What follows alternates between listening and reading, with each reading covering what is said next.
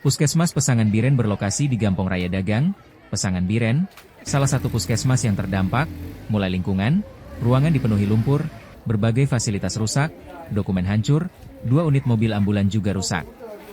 Membersihkan lumpur sudah dilakukan beberapa kali, namun lumpur tebal belum berhasil dibersihkan. Pada Jumat, 9 Januari 2026, usaha membuang lumpur kembali dilakukan.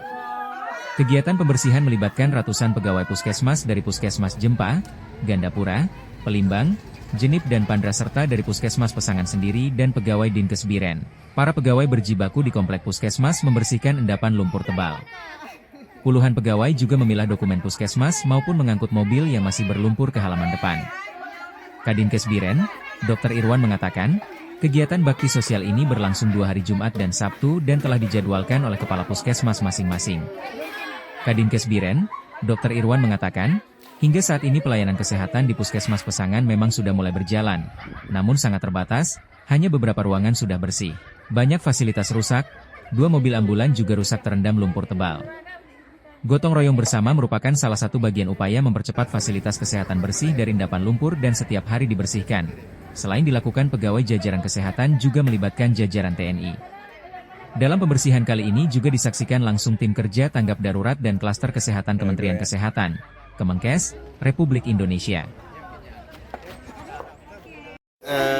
Concern dari Pak Menteri bahwa bagaimana sesegera mungkin ya saat kejadian bencana kemarin, upaya-upaya layanan kesehatan itu dapat diakses oleh masyarakat dengan mudah. Nah, upayanya yang pertama adalah bagaimana kita bisa memfungsikan kembali fasilitas-fasilitas kesehatan kita yang terdampak. Nah, alhamdulillah memang sudah banyak puskesmas yang terdampak kemarin. Dari 38 puskesmas yang terdampak, itu cuma hanya tinggal 2 sampai hari ini. Yang 2 ini pun sudah mulai berfungsi sebenarnya, cuman belum optimal karena ada beberapa bagian di ruang puskesmas ini yang masih perlu dibersihkan lebih lanjut. Tapi kami bisa memastikan bahwa semua layanan kesehatan sudah bisa berjalan dengan baik. Meskipun ada beberapa keterbatasan karena kondisi